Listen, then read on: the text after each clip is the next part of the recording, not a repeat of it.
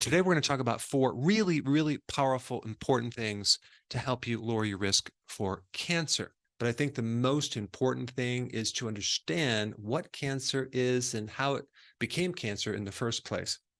Cancer originates from normal cells. So in other words, they're not just something like a virus that just comes from something external.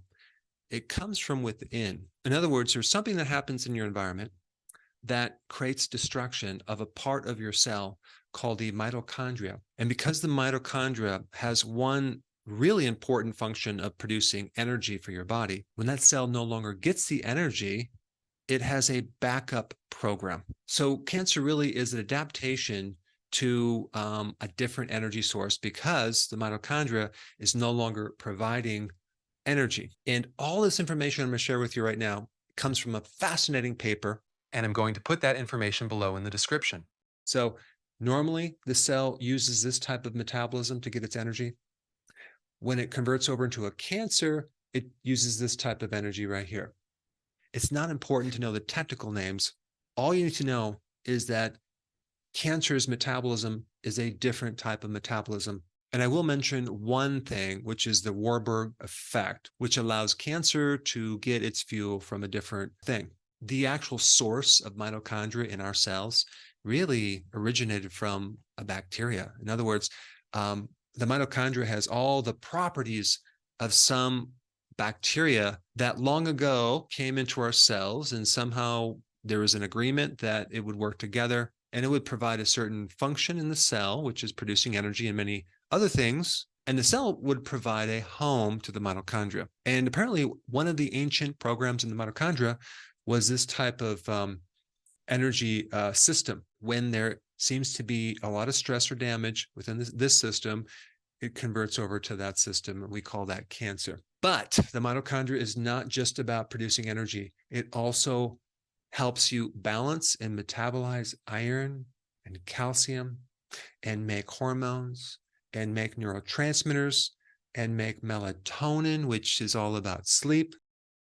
There's a lot of crosstalk between the mitochondria and the circadian clock in your body that run the different cycles, including the sleep cycles, and gut microbes and immune cells. So your mitochondria does a lot. The mitochondria is really the pivot point between health and disease. And when the mitochondria becomes damaged and that cell turns into a cancer cell, some interesting things occur. First of all, that cancer cell becomes immortal. So it loses any type of program to die. The cancer cell also produces inflammation, and it seems to grow and spread into areas of inflammation, including old injuries. The other unique thing about when this normal cell turns into a cancer cell is it now has a certain advantage where it can resist death, okay? Because normally our cells, when they become damaged, they go through this thing called apoptosis, where they commit suicide and they take themselves out, but not cancer cells. They resist this apoptosis. They resist also the growth of tumor suppressor cells. So in our bodies, we have the ability to suppress tumors. Apparently, cancer resists that. So that's kind of a survival mechanism. It also counters the immune attack on itself.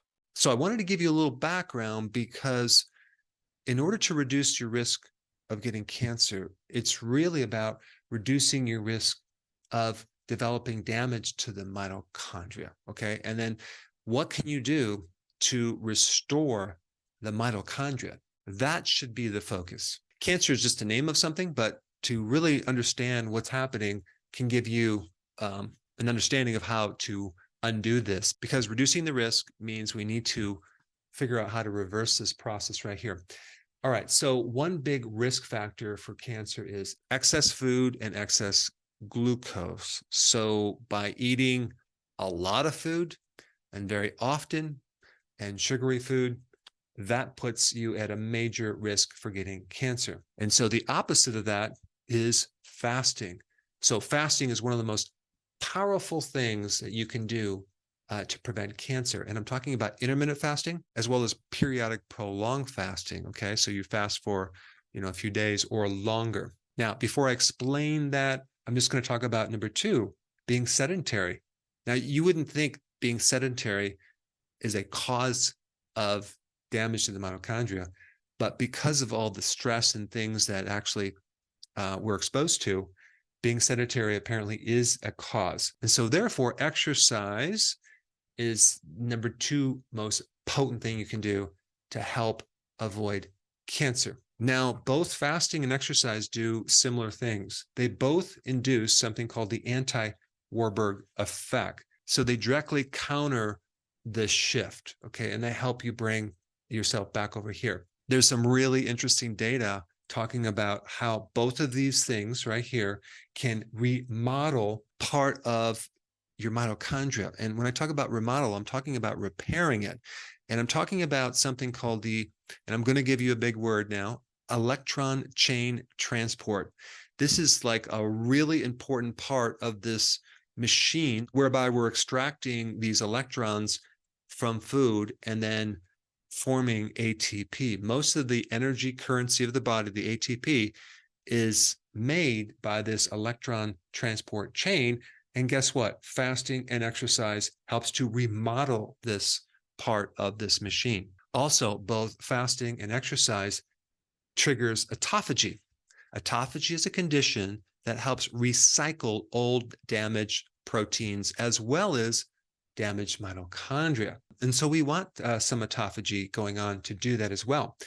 Fasting and exercise also increase insulin sensitivity, which can also decrease the risk. And there's something even cooler.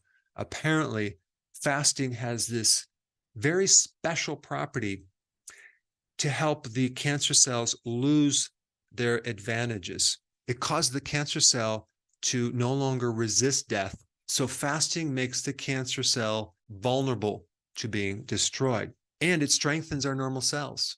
And even if someone does chemotherapy, it makes the normal cells stronger to resist the chemicals, which is very, very cool. So these 2 things are extremely important.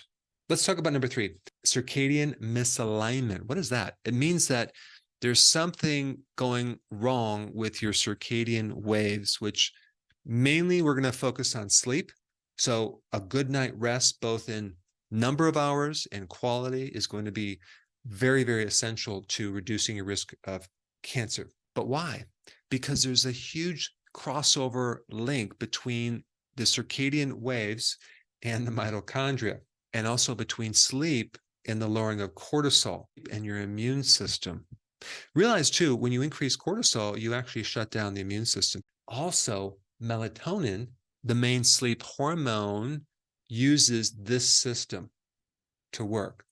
Okay, it doesn't use this system. This is why people with chronic disease, including cancer, usually always have problems with their circadian clocks and their sleep cycles. And then number 4, this is interesting, loneliness, social isolation, not only will double the risk of diabetes, but it also increases the risk of cancer. Socializing with others, with groups, with individuals is just as essential as good, healthy food and water and exercise. Now, there are a lot more items to unload from this article that I want to give you. Go to my website. I'll put a link down below of all 15 ways to lower your cancer risk. So go ahead and click the link down below, and I will see you on the other side. Now, because of the censoring and the suppressing of the algorithms on YouTube, it's becoming more difficult to find my content. And there's a lot of content that I cannot put on YouTube, unfortunately. So to make sure you have full access of all my information, go to drberg.com and subscribe to my newsletter by clicking the link down below in the description. I will see you on the other side.